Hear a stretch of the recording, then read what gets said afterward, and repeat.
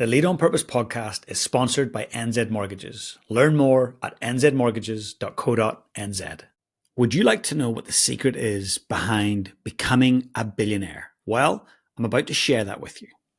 I'm James Laughlin, and on this channel, we double down on focusing on high performance and personal mastery. Every now and then, I get to sit down with billionaires. I get to ask them questions, sit at length, go deep, and figure out what it is that helped them become a billionaire. Now, not everybody wants to become a billionaire, but maybe some people want to become a millionaire, or they want a little bit more financial freedom. Well, what I learned over the last few days really blew my mind, and I want to let you in on it. I feel very privileged and I'm grateful for the people that I get to sit down with and learn from. But I also feel a bit guilty because not everyone gets that opportunity. So that's why I run the show, to let everyone else in on the conversations that I get to have, because it's only fair that we get to share this, that we all get to learn from it, that we devolve power. And for too long, power has sat with the top 0.01%. That needs to change. The only way we're going to change that is through platforms like this, where we take that information, that wisdom, that knowledge, and share it. So over the last few days, I've sat with 7 or 8 incredible leaders. One of them started a business by herself with a couple of others alongside her, and built it to the point where she sold it for $1 billion. She was the very first New Zealand female to do so. Now, as we were chatting, I discovered it wasn't a formula that helped her do it. It wasn't a scientific strategy that helped her do it. It was this. This is the one thing that I noticed she did that helped her become a billionaire. And this is true for other billionaires I've sat with. Her secret is that billionaire thinking is the way to achieve it, not billionaire strategy, not billionaire muscling. Like, it's not doing and hustling. It's actually taking the time to think. Billionaires think differently. I'm going to go into that a little bit and share a couple of things with you around what I learned from this amazing human. And don't worry, I will be sharing the full feature-length episode with her soon, so keep an eye on the channel. You don't want to miss that. It's phenomenal. But a couple of things come up. I've just, for those that are watching this, you'll see I'm holding up my journal. For those on audio, just got my little trusty journal that I take everywhere with me. So first things first was, she said that everything is figure-outable. In fact, she used that term figure out. I can figure it out, figure-outable. She came from a family with very, very little money. Her father was an alcoholic and very, very verbally abusive, emotionally abusive. Her mother had an addiction to gambling. Now, she had a lot of love from her mum, and she said, "Mum, love and food, they never went hungry." It was very present. However, the odds were stacked against her in terms of, becoming very wealthy financially. And, the chance of getting close to $1 billion status next to zero. However, she said that she always had this knack for wanting to figure things out. And she would often put herself in a position where she was uncomfortable. She would do what felt uncomfortable in terms of, hey, I'm not qualified for that thing, but you know what? I'll figure it out as I go.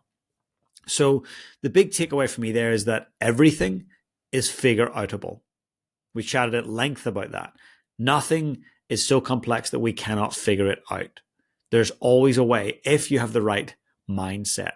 That's the first component of a billionaire mindset that I wanted to share with you that I learned from her. Second thing that I've wrote down here is, she said, it's important that you care a whole lot less about what other people think. She said that that's one thing she really has embraced for a long time. Stop caring what other people think. She started thinking like this long before she sold her company for over $1 billion. This wasn't a, hey, I'm now financially free and I can now care less about others. She started thinking like that way, way earlier. So what are you and I waiting on? Let's stop caring so much about what others think. Now, she did say the one exception is the people you care about and love. Maybe your mentors, your family, close friends. It's important to care about what they think, because often they have your best interests at heart. But everyone else, your competitors, the media, etc., don't worry about what they have to say. And she even said, what they think about you is absolutely none of your business. I loved it. And it's really empowering to think, hey, let's focus on what we want to do and not care so much about others. For some people, they put makeup on because they love it and they enjoy it. But for others, they put it on because they want to appear a certain way for others.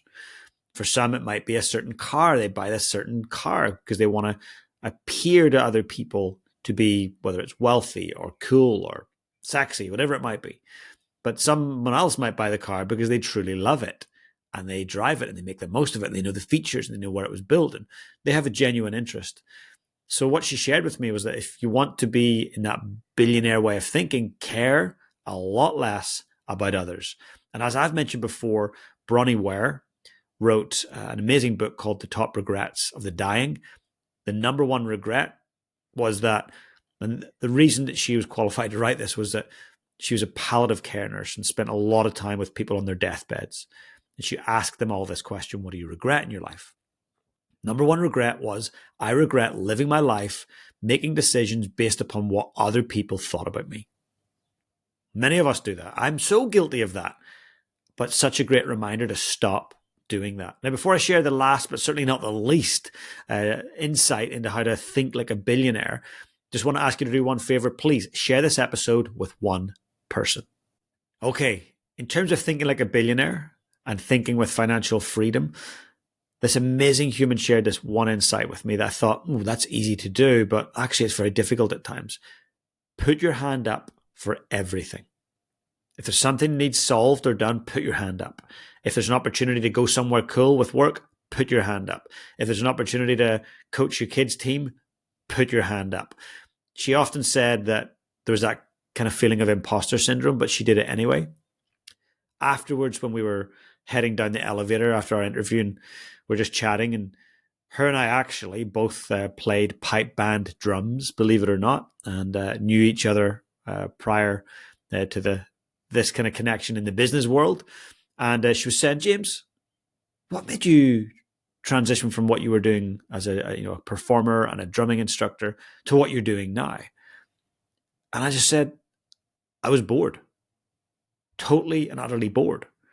And she just nodded like, yeah, I get it. Good decision that you moved.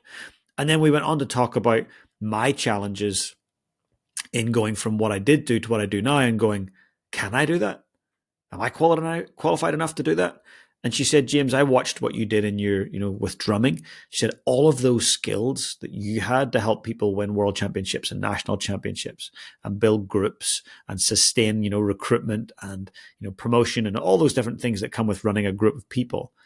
She said, James, they're so transferable into high performance sport, into business, into all different areas of life. So it was really cool hearing that from someone I really admire, that what we do in our previous experience, in our previous jobs, it's important that we do bring that experience with us. Even if it's a vastly different industry, you have got skills to carry with you. Don't dump all of your knowledge, wisdom, and skills just because you're moving into another industry. There's always a place for you at any table. Sometimes you have to make your way to the table a little forcefully, or you have to, be patient and work your way in there. But once you get to the table, just know that you're going to feel a little bit of an imposter. I certainly have a lot. But the one thing that this amazing human shared with me was that put your hand up and do it anyway. It's kind of like the definition of courage, right? So I want you to get out there and lead your life on purpose. And please look out for that episode with this amazing billionaire. Have a great day. The Lead on Purpose podcast is sponsored by NZ Mortgages. Learn more at nzmortgages.co.nz.